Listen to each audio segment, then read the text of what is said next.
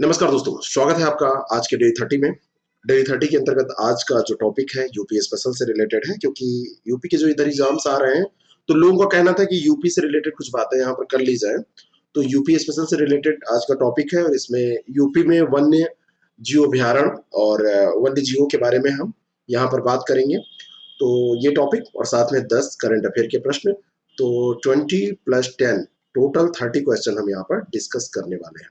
ठीक है ना, चलिए शुरू करते हैं और लेते हैं पहला प्रश्न। कतर्निया घाट वन्यजीव अभ्यारण्य उत्तर प्रदेश में कहां पर स्थित है?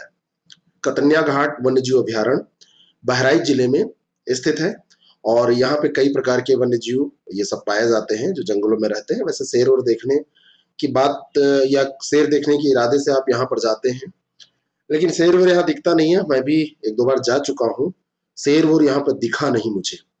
अब आपको अगर लगता है तो आपको जाना चाहिए और ये अभ्यारण्य दुधवा टाइगर रिजर्व का हिस्सा है, ये ध्यान रखिएगा। तो बी ऑप्शन इसका बिल्कुल करेक्ट हो जाएगा।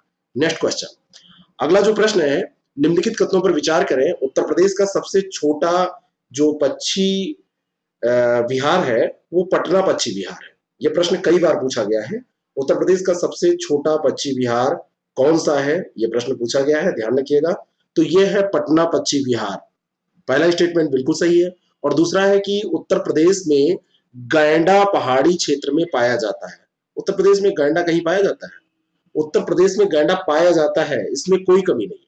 उत्तर प्रदेश में गैंडा पाया जाता है, लेकिन पहाड़ी क्षेत्र में नहीं, तराई क्षेत्र में पाया जाता है। ठीक है, तो पहला गलत सही है और दूसरा गलत यहां पर हो जाएगा और सही उत्तर इसका ए हो जाएगा।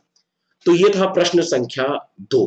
ठीक है ना। प्रश्न संख्या 3, अगला जो प्रश्न है, नवाबगंज पक्षी विहार का नया नाम क्या है? नवाबगंज पक्षी विहार, नवाबगंज पक्षी विहार का नाम बदलकर रख दिया गया है शहीद चंद्रशेखर आजाद पक्षी विहार। तो बी ऑप्शन इसका बिल्कुल करेक्ट है। नवाबगंज पक्षी विहार उन्नाव में स्थित है और इसका नाम जो बदला गया है ये इंपॉर्टेंट है। और कानपुर लखनऊ राजमार्ग पर उन्नाव जिले में ये स्थित है। आप यहाँ पर जाना चाहें तो जा सकते हैं। उत्तरी भारत की कई आर्द्र भूमि में से ये एक है और अभ्यारण्य यहाँ पर ज्यादातर देखा जाए तो प्रवासी पक्षियों की प्रजातियों के लिए ये जाना जाता है। 250 प्रजातियां हैं जिनको ये सुरक्षित करता है। 1990 के दशक से ये संख्या निरंतर घट रही है, ये चिंता का विषय है। हिमाचल और राजस्थान में नए क्षेत्रों में स्थानांतरित होने के कारण यहाँ पर पक्षी अब कम आते हैं। अगला जो प्रश्न है, उत्तर प्रदेश के हस्तिनापुर वन्यजीव विहार के बारे में कौन सा कथन असत्य है? पहला स्टेटमेंट, हस्तिनापुर जो अभ्यारण्य है ये उत्तर प्रदेश राज्य के मेरठ जिले में स्थित है, ये बिल्कुल सही है। दूसरा है कि हस्तिनापुर अभ्यारण्य की स्थापना 1966 में की गई थी, ये गलत है। उत्तर प्रदेश का सबसे बड़ा वन्यजीव विहार है हस्तिनापुर, ये भी सही है। नवंबर से जून का समय यहाँ आने के लिए सबसे उपयुक्त माना जाता है, ये भी सही है। 1966 नहीं, 1986 में की गई थी। इतना माइन्यूट लेवल पर प्रश्न वैसे यूपी पीसीएस में पूछा नहीं जाता है, लेकिन तैयार कर लेंगे तो हो सकता है कभी पूछ लिया जाए। बी ऑप्शन इसका करेक्ट है। नेक्स्ट क्वेश्चन, अगला जो प्रश्न है उसका पहला स्टेटमेंट है, उत्तर प्रदेश में कछुआ वन्यजीव विहार मेरठ में स्थापित है, पहला स्टेटमेंट। और दूसरा है कि उत्तर प्रदेश का सबसे छोटा वन्यजीव विहार महावीर स्वामी वन्यजीव विहार ललितपुर में है। तो छोटा वन्यजीव विहार की बात हो रही है, पक्षी अभ्यारण्य की बात नहीं हो रही है, तो ये बिल्कुल सही है। और पहला जो है कछुआ वन्यजीव विहार यहाँ पर दिया है मेरठ में। कछुआ वन्यजीव विहार वाराणसी में स्थित है, तो वाराणसी के कछुए याद रखिएगा। ठीक है ना, यहाँ के लोग प्यारे तो यहाँ के कछुए भी प्यारे होते होंगे, है ना। वाराणसी वाले लोग बड़े प्यारे होते हैं, ऐसा मेरा अनुभव है। तो बी ऑप्शन इसका बिल्कुल करेक्ट है। नेक्स्ट क्वेश्चन, अगला जो प्रश्न है, राष्ट्रीय जल जीव घोषित गंगा डॉल्फिन उत्तर प्रदेश में नहीं पाई जाती है। उत्तर प्रदेश में नहीं पाई जाती है, क्या ये बात सही है? गलत है, उत्तर प्रदेश में पाई जाती है। और ग्रेटर नोएडा में नाइट सफारी पार्क का निर्माण चीन एवं सिंगापुर में स्थित नाइट सफारी पार्क के मॉडल पर किया जा रहा है। तो जो ये मॉडल है चीन और सिंगापुर का, उसी के मॉडल के आधार पर ग्रेटर नोएडा में, तो ये बिल्कुल सही है। बी ऑप्शन इसका करेक्ट हो जाएगा क्योंकि केवल 2 सही है। अगला जो प्रश्न है, पहला स्टेटमेंट है, लखनऊ के कुकरैल में वर्ष 84-85 में लुप्तप्राय प्रजातियों हेतु एक प्रजनन केंद्र स्थापित किया गया, ये बिल्कुल सही है, स्थापित किया गया था। और उत्तर प्रदेश का राज्य पक्षी सारस है, सारस यूपी का राज्य पक्षी है। संकटग्रस्त श्रेणी में आता है और विश्व के कुल सारस का 40% भाग केवल उत्तर प्रदेश में मिलता है, पूरे वर्ल्ड का, केवल भारत का नहीं, पूरे विश्व का। 40% यहाँ पर मिलता है। इटावा, अलीगढ़, औरैया, बुलंदशहर, कन्नौज, यहाँ पर ये आपको देखने को मिल जाएगा। तो इसका सी ऑप्शन करेक्ट हो जाएगा, दोनों के दोनों यहाँ पर सही है। अगला प्रश्न, उत्तर प्रदेश का एकमात्र राष्ट्रीय उद्यान दुधवा टाइगर रिजर्व है। पहला स्टेटमेंट बिल्कुल करेक्ट है, दुधवा एकमात्र राष्ट्रीय उद्यान है। और दूसरा है कि इसे वर्ष 1988 में राष्ट्रीय उद्यान का दर्जा प्रदान किया गया। मैं आपको बताना चाहता हूं कि लखीमपुर जिले में ये स्थित है और इसकी स्थापना 1988 में नहीं 1968 में की गई थी, ठीक है। और 1977 में राष्ट्रीय उद्यान का दर्जा इसको दिया गया था, स्थापना 68 में, और 11 साल बाद 9 साल बाद, सॉरी 9 साल बाद इसको राष्ट्रीय उद्यान का दर्जा दिया गया। तो दूसरा गलत है, पहला सही है, ए ऑप्शन इसका बिल्कुल करेक्ट हो जाएगा। नेक्स्ट क्वेश्चन, उत्तर प्रदेश का सबसे पुराना वन्यजीव विहार कौन सा है? ये प्रश्न आपसे पूछा जाए तो आप इसको टिक कीजिएगा। 1957 में स्थापित चंदौली जनपद में स्थित चंद्रप्रभा वन्यजीव विहार, ठीक है ना। तो बी ऑप्शन इसका करेक्ट हो जाएगा, सबसे पुराना वन्यजीव विहार है। नेक्स्ट क्वेश्चन, भारत में वन्य प्राणी सुरक्षा अधिनियम वर्ष 1962 में पारित किया गया था। और दूसरा है कि देश का प्रथम वन्यजीव विहार मोतीचूर वन्यजीव विहार है। भारत में वन्यजीव प्राणी सुरक्षा अधिनियम वर्ष 1962 में, ये गलत दिया हुआ है, ये 1972 में पारित किया गया था। कब किया गया था? 1972 में। और देश का प्रथम वन्यजीव विहार वर्तमान में जो कि उत्तराखंड में है, पहले यूपी में हुआ करता था, मोतीचूर वन्यजीव विहार है। ये बिल्कुल सही है, तो बी ऑप्शन इसका बिल्कुल करेक्ट हो जाएगा। एक एक प्रश्न इसमें इंपॉर्टेंट है, ध्यान से इसको पढ़ लीजिए, समझ लीजिए, याद कर लीजिए, ठीक है। और रिवीजन जरूर करते रहिएगा।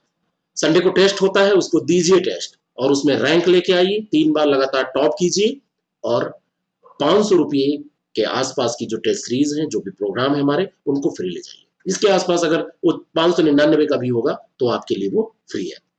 अगला जो प्रश्न है, निम्नलिखित कथनों पर विचार करें। पहला स्टेटमेंट है, एशिया का पहला राष्ट्रीय उद्यान लुप्त प्राय बाघ के लिए वर्ष 1936 में स्थापित हैली राष्ट्रीय उद्यान है। पहला स्टेटमेंट बिल्कुल सही, 1936 में हैली राष्ट्रीय उद्यान स्थापित किया गया था। हैली राष्ट्रीय उद्यान का वर्तमान नाम दुधवा टाइगर रिजर्व है। ये भी बिल्कुल क्या सही है? गलत है, ये बिल्कुल गलत है, क्योंकि वर्तमान में इसका नाम कॉर्बेट राष्ट्रीय उद्यान है। कॉर्बेट नेशनल पार्क इसका नाम है। दूसरा गलत हो जाएगा, पहला सही, तो ए ऑप्शन इसका बिल्कुल करेक्ट हो जाएगा। उत्तर प्रदेश में प्रथम वन्यजीव परिरक्षण संगठन की स्थापना वर्ष 1956 में की गई थी, ये ध्यान रखिएगा, ठीक है ना, 1956 में। अगला जो प्रश्न है, उत्तर प्रदेश में उष्णकटिबंधीय शुष्क पर्णपाती वन पश्चिमी एवं पूर्वी मध्य मैदानी जो क्षेत्र है वहां पर पाए जाते हैं। पहला स्टेटमेंट, ये स्टेटमेंट जो है वो बिल्कुल सही है। उत्तर प्रदेश में जब आप पश्चिम और पूर्व मध्य मैदानों में जाएंगे तो वहां पर आपको मिल जाएंगे उष्णकटिबंधीय शुष्क पर्णपाती वन।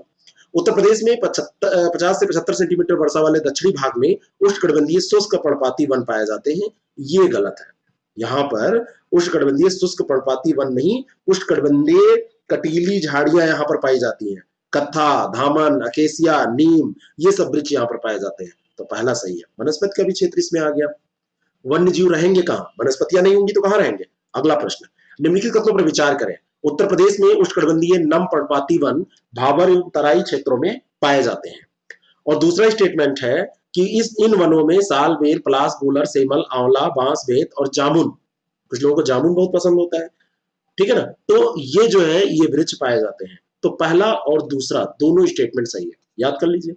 उष्णकटिबंधीय नम पर्णपाती वन भाबर और तराई क्षेत्र में पाए जाते हैं। और उष्णकटिबंधीय नम पर्णपाती वनों में क्या क्या आता है, ऐसा प्रश्न अलग से भी आपसे बन सकता है। सी ऑप्शन इसका करेक्ट है। उत्तर प्रदेश में वनों से प्राप्त वस्तुएं और उनकी उपयोगिता के आधार पर कौन सा युग्म सही सुमेलित है? पहला स्टेटमेंट, पहला युग्म जो दिया है, बेत एवं बांस, इससे कागज बनता है, सही है। चीड़ से बिरोजा एवं तारपीन, ये भी सही है। साल, देवदार, सागौन, इमरती लकड़ी और रेलवे लाइन स्लीपर के लिए जाने जाते हैं, सब सही है। डी ऑप्शन इसका बिल्कुल करेक्ट हो जाएगा। नेक्स्ट क्वेश्चन, उत्तर प्रदेश में वनों से प्राप्त वस्तुओं एवं उनकी उपयोगिता के आधार पर कौन सा युग्म सही सुमेलित नहीं है? वैसा ही प्रश्न है और यहाँ पर ऑप्शन चेंज है। खैर, कत्था बिल्कुल सही है, बिल्कुल सही है, इसमें कोई दिक्कत नहीं है। काजू और अखरोट प्लाईवुड, यूकलिप्टिस जलाऊ लकड़ी के लिए, ठीक है। सहतूत लकड़ी के लिए दिया हुआ है, सहतूत जो है ये रेशम के लिए होता है, तो डी ऑप्शन इसका गलत हो जाएगा, ठीक है, तो ये ध्यान रखिएगा।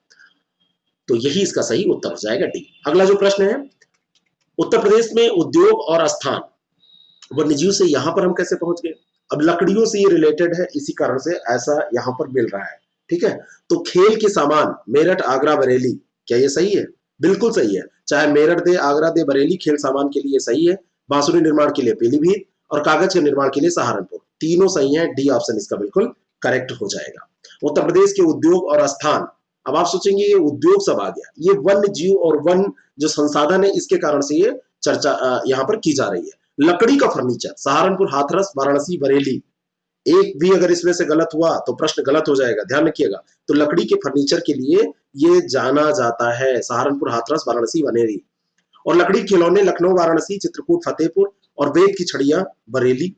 लकड़ी पर नक्काशी बरेली और चित्रकूट दिया हुआ है, लेकिन लकड़ी पर जो नक्काशी है, नक्काशी का काम सहारनपुर में होता है, ठीक है ना, सहारनपुर में ये होता है। तो ये बरेली और चित्रकूट यहाँ पर गलत दिया हुआ है। डी ऑप्शन इसका करेक्ट हो जाए, मतलब सही उत्तर हो जाए, क्योंकि यही गलत है। यहाँ पर सहारनपुर अगर दिया होता तो वो सही होता। नेक्स्ट क्वेश्चन, भारत वन स्थिति रिपोर्ट 2019 के अनुसार उत्तर प्रदेश में क्षेत्रफल की दृष्टि से सर्वाधिक वनावरण वाला जिला कौन सा है? यूपी में जब पूछा जाएगा तो आपसे डिस्ट्रिक्ट पूछा जाएगा। सोनभद्र में सर्वाधिक क्षेत्रफल पाया जाता है वनावरण के मामले में।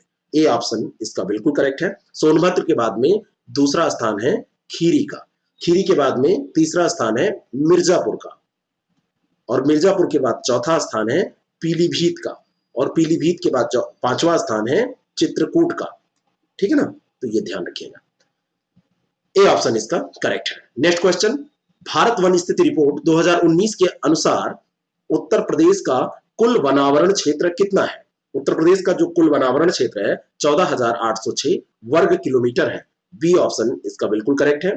भौगोलिक क्षेत्र में वनावरण का हिस्सा देखा जाए 6.15% और कुल वृक्षावरण देखा जाए तो 7,342 वर्ग किलोमीटर है, ठीक है। ये दोनों चीजें आप ध्यान रखिएगा, लेकिन इसको तो मत भूलिएगा। नेक्स्ट क्वेश्चन और अंतिम प्रश्न है इसके टॉपिक का, फिर हम आज के करंट अफेयर के 10 प्रश्नों को डिस्कस करेंगे। वन एवं वन्य प्राणी विषय समवर्ती सूची में वर्ष 1976 में 42वें संविधान संशोधन के द्वारा सम्मिलित किया गया। पहला स्टेटमेंट बिल्कुल सही है। पहले ये समवर्ती सूची में नहीं हुआ करता था। किस सूची में हुआ करता था जरा बताइएगा। भारत में वन्य प्राणी सुरक्षा अधिनियम वर्ष 1952 में पारित किया गया। मैंने आपको पहले बताया है अभी 1972 में ये पारित किया गया। तो पहला सही है, दूसरा गलत है। ए ऑप्शन इसका करेक्ट हो जाएगा। चलिए डिस्कस कर लेते हैं आज के करंट अफेयर के प्रश्नों को। अगर आप यूपीपीसीएस, आरओ या फिर ऐसा कोई एग्जाम दे रहे हैं जिसमें जीएस की आपको जरूरत है तो डेली 30 तो आप देखते ही रहिए। साथ में अगर आपको टेस्ट सीरीज या क्रैश कोर्स चाहिए तो 6307281212 ये हमारा व्हाट्सएप नंबर है, इस पर क्वारी कर सकते हैं, व्हाट्सएप कर सकते हैं। हमारा आईएएस प्रेप एकेडमी का ऐप डाउनलोड कीजिए और वहां पर ये क्लासेस आपको मिल जाएंगी, वीडियोस लेक्चर जो वहां पर पड़े हुए हैं उसमें, और आप डाइवर्जन से बच सकते हैं यूट्यूब के। बाकी वहां पे बहुत सारी फ्री चीजें भी आपको मिलती हैं, आपकी मर्जी हो तो उसको देख सकते हैं। चलिए शुरू करते हैं करंट अफेयर के सेशन को और पहला प्रश्न लेते हैं। 2 सितंबर को श्री नारायण गुरु की 164वीं जयंती मनाई गई। पहला स्टेटमेंट बिल्कुल सही है। श्री नारायण गुरु भारत के महान वैज्ञानिक थे। महान वैज्ञानिक ही नहीं थे, नारायण गुरु भारत के महान संत एवं समाज सुधारक थे।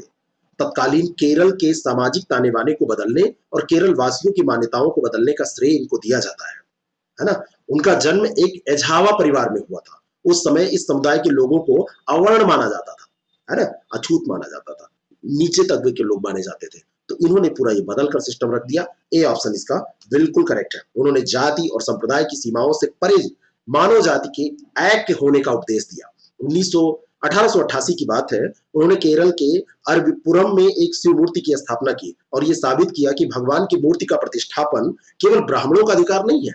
इसे अरविपुरम आंदोलन के रूप में जाना जाता है। तो कभी भी आपसे पूछा जाए अरविपुरम, मैं लिख दे रहा हूं यहां पर अरविपुरम, अरविपुरम अगर आपसे पूछा जाए तो आप इसको ध्यान रखिएगा, नारायण गुरु से रिलेटेड है। किससे रिलेटेड है? नारायण गुरु से रिलेटेड है, ठीक है। नेक्स्ट क्वेश्चन, अगला जो प्रश्न है, तो इस प्रश्न का सही उत्तर आप लोग जान लीजिए। ए ऑप्शन इसका करेक्ट है, दूसरा गलत है, पहला केवल सही है। नेक्स्ट क्वेश्चन, भारत, चीन, फिलीपींस और वियतनाम जैसे देश नवाचार के क्षेत्र में तेजी से आगे बढ़े हैं। इसमें कोई देश आपको लग रहा है कि नवाचार में वो नहीं बढ़ सकता? अगर ऐसा नहीं लग रहा है तो ये बात सही है। नीदरलैंड वैश्विक नवाचार सूचकांक 2020 में शीर्ष स्थान पर है। वैश्विक नवाचार सूचकांक जो जारी किया गया उसमें नीदरलैंड नहीं, स्विट्जरलैंड प्रथम स्थान पर है। स्विट्जरलैंड के बाद में स्वीडन, फिर अमेरिका, फिर ब्रिटेन और फिर नीदरलैंड है। स्विट्जरलैंड, स्वीडन, दोनों सुई सुई से याद रखिएगा, और फिर अमेरिका, फिर ब्रिटेन, फिर नीदरलैंड है। भारत का जो इसमें स्थान है वो तो कुछ क्या है, भारत का स्थान इतना अच्छा तो हो नहीं सकता है कि वो टॉप कर जाए। ठीक है, तो पहला तो इसमें सही है, दूसरा गलत है। ए ऑप्शन इसका बिल्कुल करेक्ट हो जाएगा। नेक्स्ट क्वेश्चन, वैश्विक नवाचार सूचकांक 2020 के बारे में कौन सा कथन सत्य है? चलिए इसमें बात कर लेते हैं। हाल ही में वैश्विक नवाचार सूचकांक का 13वां संस्करण जारी किया गया, बिल्कुल सही है। इस वर्ष भारत ने 4 पायदान की छलांग लगाई और 48वें स्थान पर पहुंच गया, बिल्कुल सही है। और 2019 में ये 52वें स्थान पर था, तभी 48वें पहुंचा है, तो ये भी सही है। अगर सी गलत होगा तो बी गलत हो जाएगा, सी सही होगा तभी बी सही होगा, उपयुक्त सभी सही हैं, तो डी ऑप्शन इसका बिल्कुल करेक्ट हो जाएगा। ठीक है, देखिए ये सब जो प्रश्न है आजकल वन लाइनर के तौर पर आपसे नहीं पूछे जाते हैं, तो आपको पढ़ाई भी वन लाइनर से थोड़ा सा हटकर करनी पड़ेगी। अगर आप ये चीज नहीं कर पाएंगे तो आप मान के चलिए कि आप अपने आप को जो फाइट है उससे बाहर कर रहे हैं, और लड़ाई तो है ही है।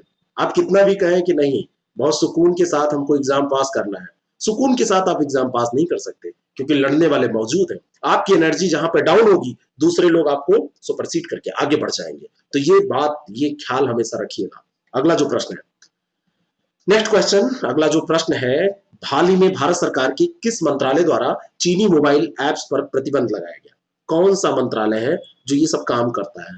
चीन वालों को ये मंत्रालय मिल जाए, ये मंत्री मिल जाए, तो उनको तो किडनैप करके वो बंदी कर दें। इलेक्ट्रॉनिक्स और सूचना प्रौद्योगिकी मंत्रालय यही करेगा। एप्स वैप्स इसी के अंतर्गत आते हैं। 118 मोबाइल एप्स पर प्रतिबंध लगाया जा चुका है। भारत की संप्रभुता एवं अखंडता, भारत की रक्षा, राज्य की सुरक्षा, सार्वजनिक व्यवस्था के लिए नुकसानदेह थे ये सब।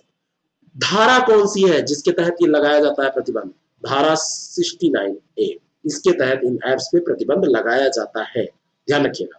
ठीक है ना। और हमारे यहाँ पर जो सूचना की उपयोग को अवरुद्ध करने की प्रक्रिया सुरक्षा उपाय नियम 2009 है, उसके संबंधित प्रावधानों के तहत यह प्रतिबंध लगाया जाता है। 2009 का वो है, तो बी ऑप्शन इसका करेक्ट हो जाएगा। नेक्स्ट क्वेश्चन, प्रश्नकाल के बारे में कौन सा कथन असत्य है? प्रश्नकाल के बारे में पहला स्टेटमेंट यहाँ पर दिया हुआ है कि प्रत्येक संसदीय बैठक के पहले घंटे को प्रश्नकाल कहा जाता है, सही है। प्रश्नकाल दोनों सदनों में सत्र के प्रत्येक दिन आयोजित किए जाते हैं, ये भी सही है। जिस दिन वित्त मंत्री बजट पेश करते हैं उस दिन प्रश्नकाल नहीं होता है, ये भी सही है। और ये सदन की प्रक्रिया के नियमों में उल्लिखित नहीं है। मैं आपको बताना चाहता हूं, प्रत्येक संसदीय बैठक के पहले घंटे को प्रश्नकाल कहा जाता है, और ये जो है जिस दिन मंत्री बजट पेश करते हैं उस दिन प्रश्नकाल नहीं होता है, लेकिन इसका उल्लेख है। इसका जो उल्लेख है ये मतलब आप ध्यान रखिए इसको, संसद की प्रक्रिया के नियमों में उल्लिखित नहीं है ये कहा जा रहा है। असत्य कथन यही है, क्योंकि ये उल्लिखित है। प्रत्येक संसदीय बैठक के पहले घंटे को कहते हैं और ये उल्लिखित है, ये ध्यान रखिएगा, कहीं भी भटकिएगा नहीं। डी ऑप्शन इसका बिल्कुल करेक्ट हो जाएगा, क्योंकि यही गलत है। नेक्स्ट क्वेश्चन, निम्नलिखित कथनों पर विचार करें। मुंद्रा पोर्ट कच्छ की खाड़ी के उत्तरी किनारे पर स्थित भारत का सबसे बड़ा निजी बंदरगाह है। पहला स्टेटमेंट बिल्कुल करेक्ट है। मुंद्रा पोर्ट जो है कच्छ की खाड़ी के उत्तरी किनारे पर स्थित है और निजी क्षेत्र का सबसे बड़ा बंदरगाह है। मुंद्रा पोर्ट टर्मिनल संबंधी सौदा चीनी कंपनी के साथ संबंध होने के कारण जांच के दायरे में आ गया। क्यों जांच के दायरे में आ गया? क्योंकि ये चीनी कंपनी के साथ संबद्ध था। तो दोनों की दोनों बातें यहां पर सही हैं। सी ऑप्शन इसका बिल्कुल करेक्ट हो जाएगा। इस संबंध में सरकार अडानी पोर्ट्स के फ्रांसीसी संयुक्त उद्यम भागीदार और चाइना मर्चेंट्स ग्रुप के बीच एक समझौते की जांच कर रही है। ठीक है ना, तो इसको मिलकर, इसमें फ्रांसीसी संयुक्त उद्यम भागीदार भी अडानी के साथ था और साथ में चाइना का भी, इसमें चाइना मर्चेंट्स ग्रुप के बीच में समझौता हुआ था, उसकी जांच चल रही है। अगला जो प्रश्न है, पहला स्टेटमेंट है, केंद्रीय मंत्रिमंडल द्वारा केंद्र शासित प्रदेश जम्मू कश्मीर में कश्मीरी डोगरी और हिंदी को आधिकारिक भाषाओं के रूप में शामिल करने के लिए एक विधेयक को मंजूरी दी गई है। पहला स्टेटमेंट बिल्कुल सही है। कश्मीरी, डोगरी और हिंदी को आधिकारिक भाषाओं के रूप में शामिल करने की मंजूरी दी गई। पूर्ववर्ती राज्य में केवल उर्दू को आधिकारिक दर्जा प्राप्त था। मैं आपको बताना चाहता हूं कि उर्दू और अंग्रेजी को भी दर्जा प्राप्त था। उर्दू केवल नहीं थी, इसमें अंग्रेजी भी थी। जहां पर केवल, जहां पर ऐसे शब्द आए वहां पर सतर्क हो जाइए और पढ़िए ध्यान से, फिर आगे बढ़कर उसका आंसर टिक करिए। नेक्स्ट क्वेश्चन, अगला जो प्रश्न है, निम्नलिखित कथनों पर विचार करें।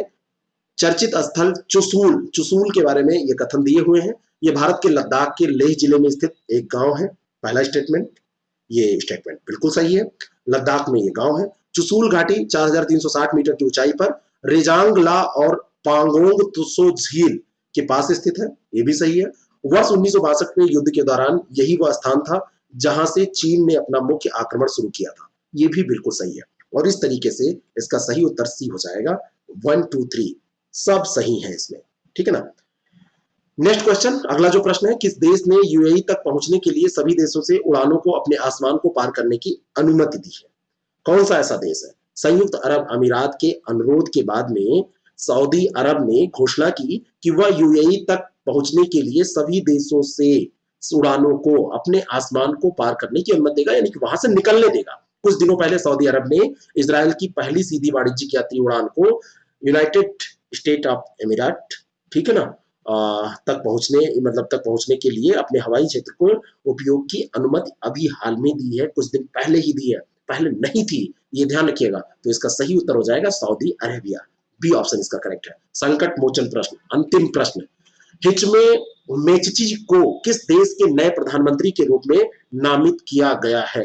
हिचमे मेचची, नाम देखिए, हिचमे मेचची, और ये प्रधानमंत्री बने हैं, पीएम बने हैं, कहां के? ट्यूनीशिया के, बी ऑप्शन इसका बिल्कुल करेक्ट है। ट्यूनीशिया के ये प्रधानमंत्री बने हैं और लंबी बहस के बाद मेचची और उनकी प्रस्तावित सरकार ने विश्वास मत जीता है। 46 साल के ये हैं, पहले मंत्री रह चुके हैं, देश को आर्थिक और सामाजिक संकट से बाहर निकालने का इन्होंने अपना दावा किया है। जैसा भारत में निकल रहा है ऐसे निकलने लगेगा तो दिक्कत हो जाएगी। Thank you very much, all the best for your next exam. जो भी आपके एग्जाम हो रहे हैं अच्छे से पढ़ाई करिए, बिना पढ़े कुछ नहीं होगा, बिना पढ़े कुछ होना ही नहीं है। मेहनत करते रहेंगे तो हो सकता है वो सब कुछ जो आप चाहते हैं।